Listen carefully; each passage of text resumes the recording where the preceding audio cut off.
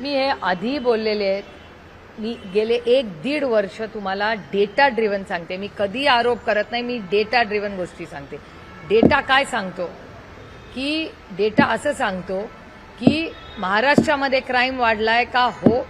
आणि नुसता महाराष्ट्रात नाही, महाराष्ट्रात सगळ्यात जास्त क्राईम वाढला आहे पुणे जिल्ह्यामध्ये. हा माझा डेटा नाही, हा केंद्र आणि महाराष्ट्र सरकारचा डेटा आहे. आदरणीय माननीय मुख्यमंत्री आठवड्यातून 2दा तरी पुण्याला जातात.